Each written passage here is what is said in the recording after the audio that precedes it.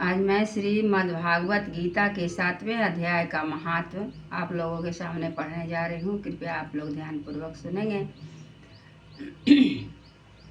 भगवान शिव कहते हैं, पार्वती, अब मैं 7वें अध्याय का महात्म बतलाता हूँ, जिसे सुनकर कानों में अमृत राशि भर जाती है।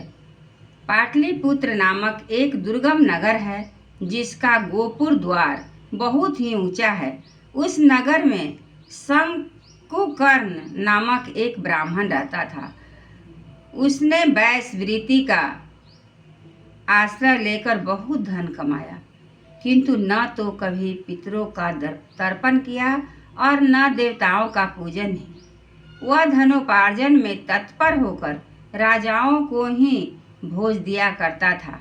एक समय की बात है, उस ब्राह्मण ने अपना चौथा विवाह करने के लिए पुत्रों और बंधुओं के साथ यात्रा की। मार्ग में आधी रात के समय जब वह सो रहा था, एक सर्प ने कहीं से आकर उसकी बाह में काट लिया। उसके काटते ही ऐसी अवस्था हो गई कि मणि, मंत्र और औषधि आदि से भी उसके शरीर की रक्षा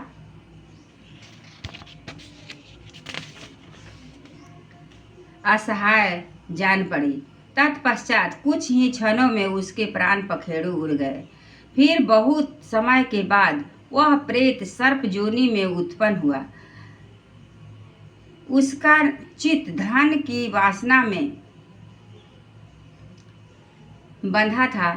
उसने पूर्व वृत्तांत को स्मरण करके सोचा, मैंने जो घर के बाहर करोड़ों की संख्या में अपना धन गाड़ रखा है, उससे इन पुत्रों को वंचित करके स्वयं ही उसकी रक्षा करूंगा। एक दिन सांप की योनि से पीड़ित होकर पिता ने स्वप्न में अपने पुत्र के समक्ष आकर अपना मनोभाव बताया। तब उसके निरंकुश पुत्रों ने सवेरे उठकर बड़े विस्मय के साथ एक दूसरे से स्वप्न की बात कही। उनमें से मंझला पुत्र कुदाल हाथ में लिए घर से निकला और जहां उसके पिता सर्प योनि धारण करके रहते थे, उस स्थान पर गया। तद्यपि उसे धन के स्थान का ठीक ठीक पता नहीं था, तो उसने चिन्हों से उसका ठीक निश्चय कर लिया और लोभ बुद्धि से वहां पहुंचकर बौबी को खोदना आरंभ किया। तब उस बौबी में से बड़ा भयानक सांप प्रकट हुआ और बोला, अरे मूढ़, तू कौन है? किस लिए आया है? क्यों बिल खोद रहा है? अथवा उसने मुझे भेजा है? किसने तुझे भेजा है? ये सारी बातें मेरे सामने बता। पुत्र बोला, मैं आपका पुत्र हूँ। मेरा नाम शिव है।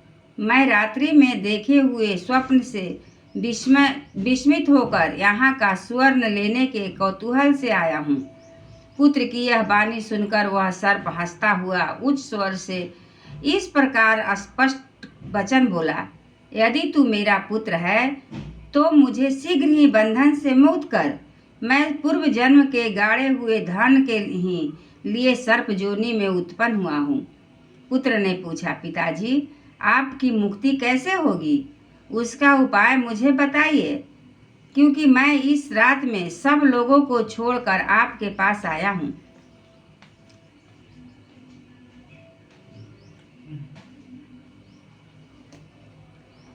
पिता ने कहा, बेटा, गीता के अमृतमय सप्तम अध्याय को छोड़कर मुझे मुक्त करने में तीर्थ, दान, तप और यज्ञ भी सर्वथा समर्थ नहीं है।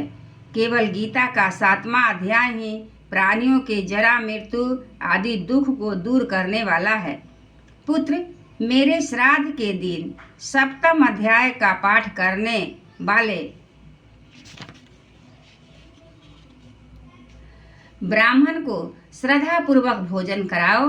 इससे निसंदेह मेरी मुक्ति हो जाएगी। बस अपनी शक्ति के अनुसार पूर्ण श्रद्धा के साथ वेद विद्या में प्रवीण अन्य ब्राह्मणों को भी भोजन कराना। सर्वजोनि में पड़े हुए पिता के ये वचन सुनकर सभी पुत्रों ने उसकी आज्ञा के अनुसार तथा उससे भी अधिक किया। तब शंकुकर्ण ने अपने सर्प शरीर को त्याग कर दिव्य देह धारण किया और सारा धन पुत्रों के अधीन कर दिया। पिता ने करोड़ों की संख्या में जो धन बांट कर दिया था, उससे वे सदाचारी पुत्र बहुत प्रसन्न हुए। उनकी बुद्धि धर्म में लगी हुई थी, इसलिए उन्होंने बावली, कुआं, पोखरा, यज्ञ तथा देव मंदिर के लिए उस धन का उपयोग किया और अन्नशाला भी बनवाई। तत्पश्चात 7वें अध्याय का सदा जप करते हुए उन्होंने मोक्ष प्राप्त किया। पार्वती, यह तुम्हें 7वें अध्याय का महात्म बतलाया गया है, जिसके श्रवण मात्र से मानव सब पातकों से मुक्त हो जाता है। एक बार बोले श्री कृष्ण भगवान की जय।